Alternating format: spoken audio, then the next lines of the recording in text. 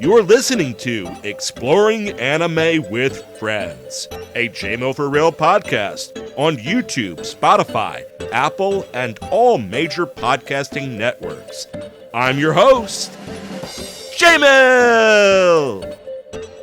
And today's friend is my wife and co-host. How's it going today, Sarah? Hi, everyone. It's going great today. Excellent. Are you all excited for today's episode of Exploring Anime with Friends? I am. This is a fun one. Most certainly.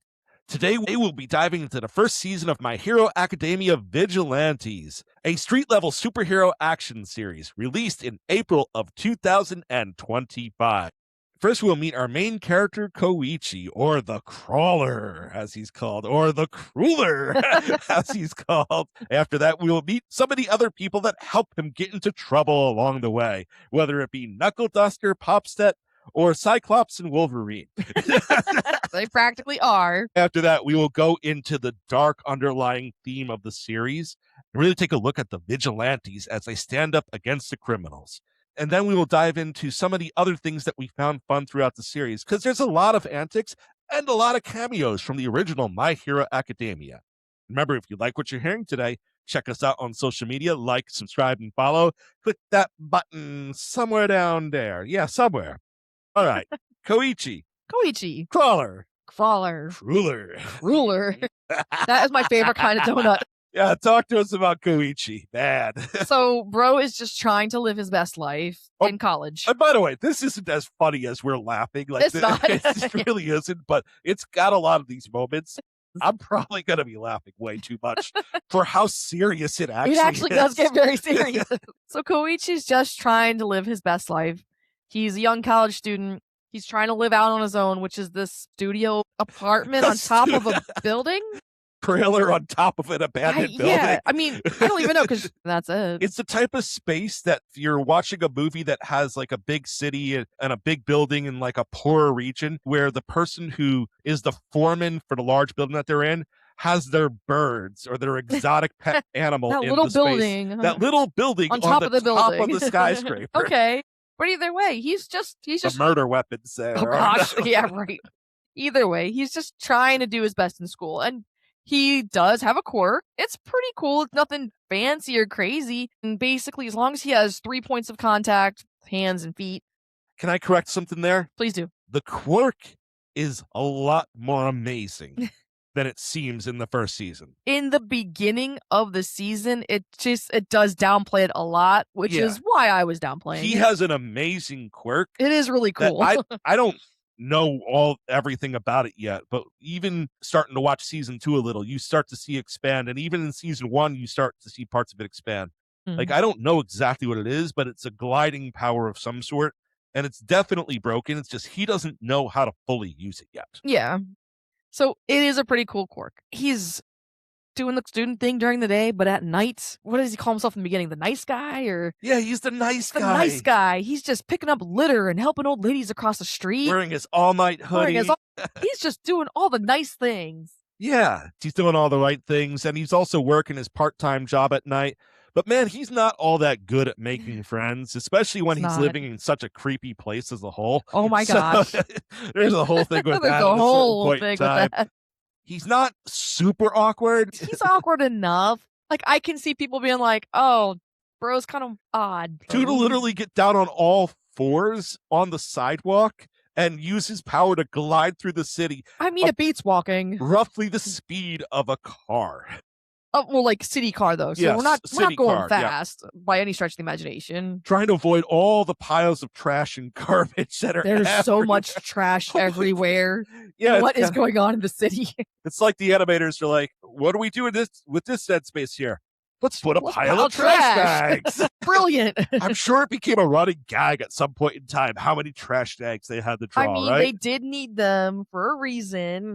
Well, yeah, the reason why they needed it is because Knuckle Duster, when he's jumping off the roofs, needs someplace to land. He's going to break his neck if he doesn't land in something remotely soft. But before we start talking about Knuckle Duster and Popstep, the other 2/3 of the vigilante trio, is there anything else you want to say about Koichi? I mean, he's a nice guy. You find out that he was going to try to get into one of the superhero schools, and there's some kid drowning. He's running late. He has to get there fast. The option is save this kid or go to the test. he opts to save the kid, and it completely ruins his chance of taking the test. Yeah. Which I think is a bunch of baloney. He should have automatically got in, but that's just me. And that's how he lost one of his nice special edition All Might hoodies, because he has all of them. Oh, he is a fanboy and a half. Yeah. There's one episode in the later portion of the first season where this new special edition hoodie of All Might came out, and he gets it. And he always insists whenever he's doing his hero work that he is going to wear the All Might hoodie and just cover his face a little. Yeah. I like that you mentioned that kid, because we later find out that that kid was Popstep. Talk to us a little about Popstep. So first things first, Koichi thinks that kid with the pink hair that he saves is a boy. But it's not. It's a girl. And she ends up becoming Popstep. Popstep is basically trying to become an idol. She can sing. She does pop-up shows. She does pop-up. Yeah, she just goes places. She can sing, and her quirk just kind of gives her a cool jump ability. She can bounce from one heel to the other. It's really fun. As long as she hits the ground, she can just keep kind of bouncing around. And it's cute. So she sings and dances, basically. And her voice is good. Good enough, at least. And yeah, good enough. Her dance moves are much better than her voice. Well, yeah, because the quirk helps with that, I'm sure. And, like, that's what she does. That's who Popstep is. And she's just kind of like a local celebrity of sorts. Yeah. She's just having fun. Trying to find a way to make a name for herself. Yeah, getting the views. And one night after a show, she is confronted by 3 very heinous criminals. Yes. We'll go a little into them because they are repeating characters that are on both sides all throughout the whole thing. The leader of their group is Soga. He has the ability to produce spikes from anywhere in his body. And then he also has 2 that work under him who aren't as important as he is to the series. One dude can ignite flames, and the other one is a reptile man. So they have confronted her in the alley, and they're tired of what she does and everything. It's pretty clear what they're going to try to do with it. There's some implications. Yeah. And at this point in time, our hero, Koichi, makes a stand. So he knows he can't really do this, but he's brave. Yeah. And gosh darn it, there's something wrong going on. Yep. So he's at least going to try to act. But these guys are a different class. His quirk, it's mainly movements. Theirs is all physical. He attempts. So out of nowhere, this big, muscly dude just jumps out of the sky and lands in a pile of trash. And he's like, I see what you got, and I like it. And then he says that to Koichi. And then he's just like, I'm going to take care of these guys. And brass knuckles and just goes at it. Yeah, no, he just pounds them and he wins there. And he basically introduces himself as the crawler to Knuckle Duster, because that's who this guy is. His name's Knuckle Duster. He has a real name, but his real name's not important until like the final episode of the season.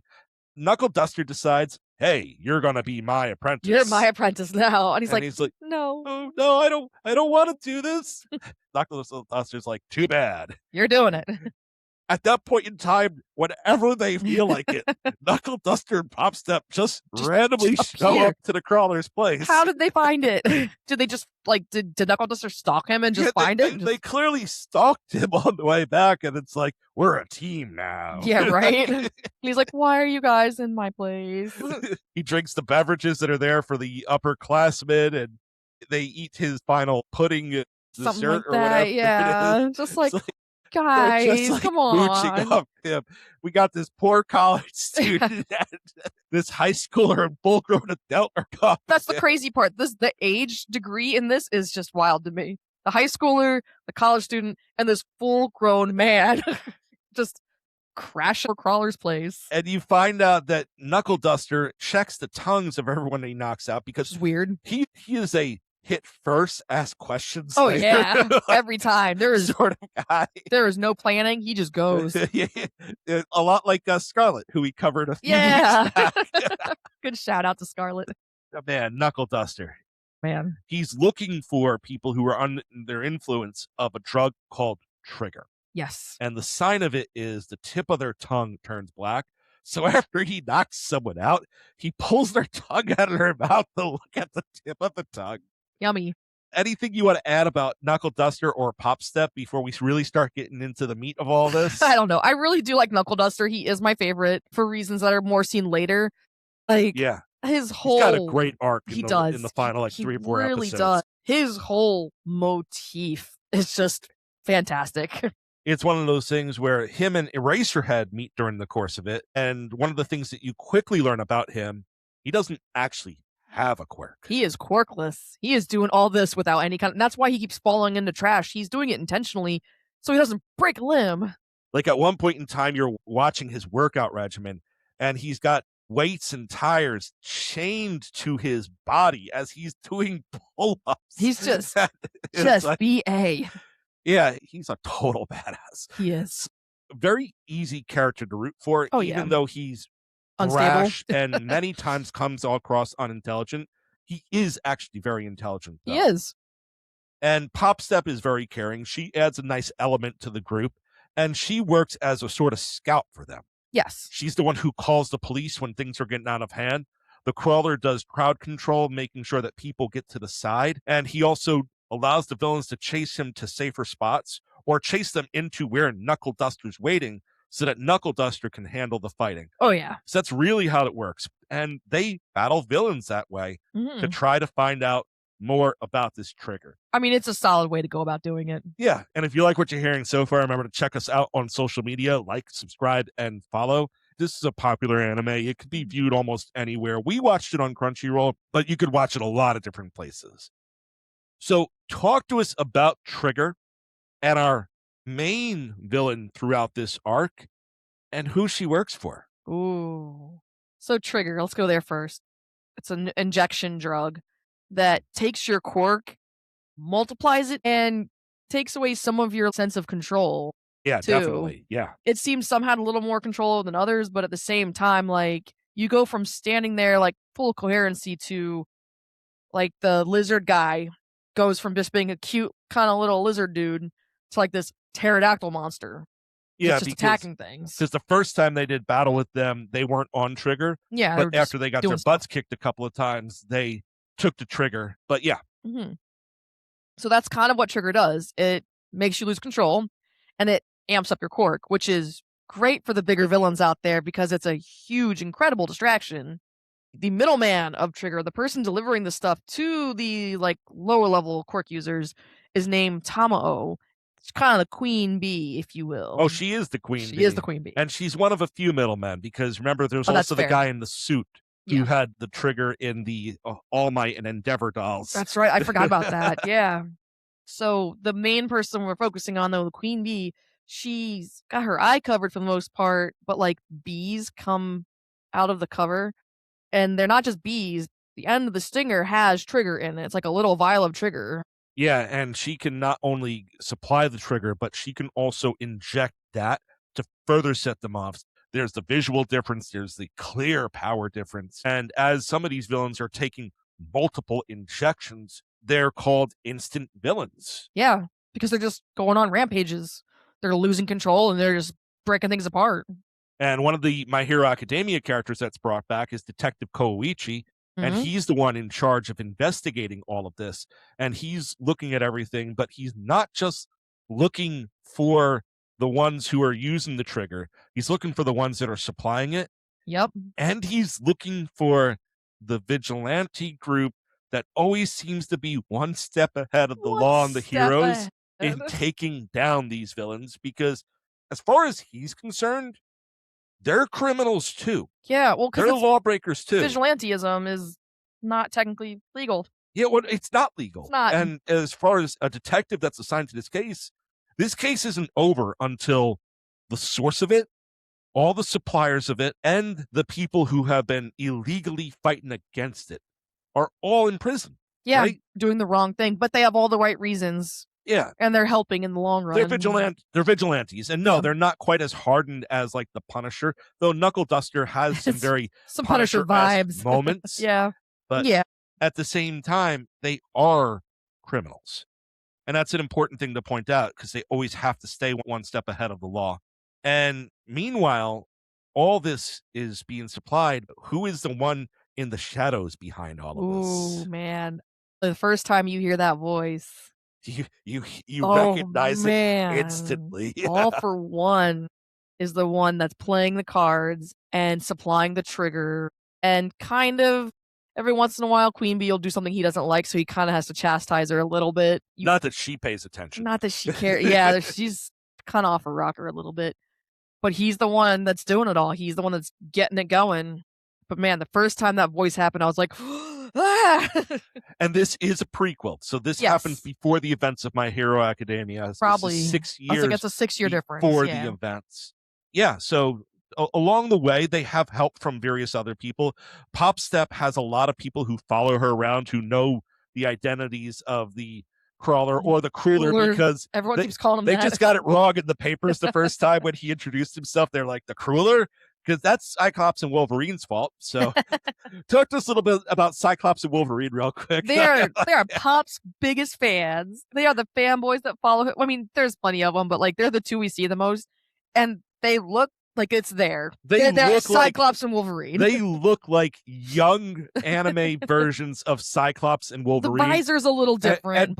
And by the way, when you see their names for the first time, Summers and Logan are definitely amongst their names. Yeah. So like, it's a clear shout out. I don't care what their names are. I don't care either. You can correct me if you want. They are Cyclops and Wolverine in My Hero Academia style. Yes, they are.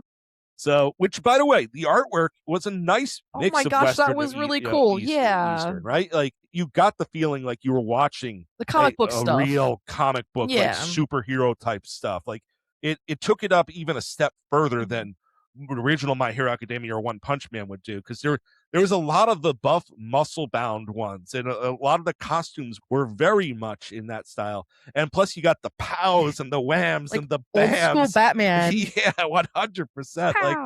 Like the sound effects, they got me every single time. Oh no, they were great. Opening theme song too, right? Yeah, like, definitely. They just connected really well and gave a strong Western influence. But yeah, so another important character that plays a part in this whole thing, that plays a role in both the street level stuff and also a role in some of the fun stuff that goes on in this first season, is Tsukauchi's sister, Makoto. Talk to us a little bit about Makoto Tsukauchi. So first things first, you can't lie to her because her quirk is polygraph. Yep. So that's a really cool quirk, in my opinion. She's an upperclassman at Koichi's school, too. So she kind of corners Koichi and is like, hey, are you the crawler? And he's like, no, because he's not. He's the crawler. So she believes it because he's telling the truth. She's trying to figure out who the vigilantes are as well. So for a while there, you're like, oh, this is not a bad guy, but this is an antagonist. Like, she's trying to find their identities for her brother. But why is she trying to find their identities? Well, she's just fascinated by them. She wants to thank them. She's a news reporter of sorts. Yeah. She wants to be the Peter Parker bringing in the stories about Spider-Man. Mm-hmm. So she doesn't want to reveal anything, but man, we are just referencing Marvel over and over. All over the place. It feels like it could have happened in the Marvel universe, right? So, it was quirky like that. Yeah, most definitely. But yeah, so she's just really trying to find out. And in there, well, we have a little bit of a love triangle. Oh my gosh, it's hilarious. Talk to us about the dynamic of Koichi and Pop. And it's quite obvious that Pop's got a little bit of a crush on Koichi. Why? Well, because he saved her life. Yeah, that's just how it works. You save someone's life, they kind of have a crush on you. I don't make the rules. People idolize her, including Cyclops and Wolverine. She idolizes the crawler. Koichi kind of has a thing for Makoto. And I'm not sure how Makoto feels back. I don't know if she's just... Well, she hasn't ruled it out. She hasn't ruled it out, because at one point in time, she meets Koichi's mom. Koichi's mom. Oh my gosh. She has the best quirk for a mom. Terrible. She's ready to like slap people. Like, I was just joking when I said that. But it's hilarious because at first I was like, I didn't think it was an actual quirk. I thought he was just like feeling the effect of her staring at him and like him like just getting smacked. Oh man. And then I was like, oh no, this is her actual quirk. That's hilarious. So yeah, his mom shows up, and for some reason, just to make her feel okay with him being like away from home, he told her that he had a girlfriend. Yeah, right. First things first, kids. Don't lie to mom. Don't lie about having a girlfriend or a boyfriend. Yeah, don't do that. Just don't. So don't lie to grandma about it either. Like Summer Wars. Oh yeah, no, for sure. Oh gosh, this is a recurring theme, isn't it? Oh man. So Pop overhears this, like, because he's like Oh my god, he's freaking out because his mom's literally gonna show up any second, it feels like. Pop overhears this, and she's kinda getting all, like, Yeah, she got that little got the thing little going of her fingers, the the little little the little Hinata Hyuga thing yeah. going on. 'Cause she thinks that he might ask her, and she's actually quite amiable to this, even though she kinda treats him a little standoffish at times. So she just disappears, and his mom suddenly appears, in walks his mom, and she's scrutinizing the place and just kind of being an overbearing mom about it, and she was like, "Where's your girlfriend?" And in walks Makoto. And then after that, it walks Pop. Pop And walks in. after that, it walks Knuckle The Duster. only good thing. Only good Like thing. full sitcom mode. It is. The only good thing is Knuckle Duster usually walks in as Knuckle Duster. He's got like the bandana that's covering his eyes. He's got the trench coat, and he walks in and he's this like semi clean shaven looking individual, and he actually has business cards. And I was He's like, we "What?" work with these two young kids to help give back to their communities and whatnot. And he's holding out the business card. I have no clue where that came from. What inner person he channeled to do that, which is apparently his normal life. Yeah, at this Weird, point in y'all. time, you realize that, oh, this guy's not just like a hothead punching people in the Yeah, streets. he's actually got a job This guy, somewhere. well, I don't know if that's just the cover or not for what he does, but I mean, he's gotta eat. Like he's gotta have money coming from oh somewhere. yeah, I mean, he eats at the crawler's place. That's right. That's fair. That's free food. And at this point in time, Tsukuichi, the whole reason to even bring this up, Mhm. she knows who all three of them are at this point in time, Oh yeah. and she gets to witness them in an adventure. And her life is actually saved by a combination of Koichi and Captain Celebrity. Oh my gosh, Captain Celebrity. We have to mention Captain I Celebrity, know. and because he's such an important part. He is, but geez. Well, just say your butt geez then. He's from America. But jeez. And he's got some bad press going on because jeez. because a lot of collateral damage and like womanization. Yeah, Like, like he's so terrible. He's terrible. He was the number one hero in America, and then a lot of lawsuits and bad press coming up, so he had to defer to Japan for a little bit. Try to get some good press, some good PR going on. And he does get some good PR as the season goes along. Does. Like, Lucky him. and he actually helps to sponsor some concerts that Pop becomes a part of. So he's actually able to work along with the crawler Koichi.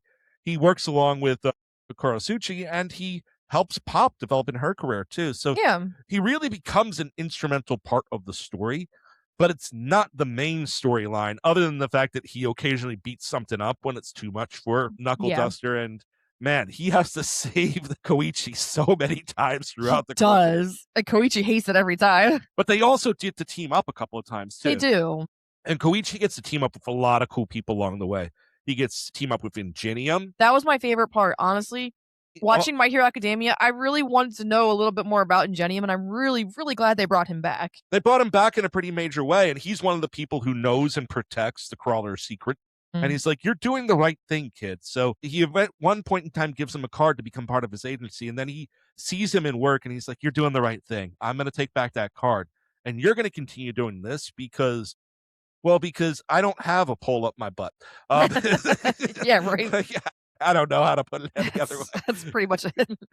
I really did like Ingenium appearing and being a little part of the show for a while. You get cameos from like everyone, All Might, Endeavor, Best Gina, so on and so forth. And you actually have Eraserhead, Present Mike, and Midnight playing roles throughout the whole thing.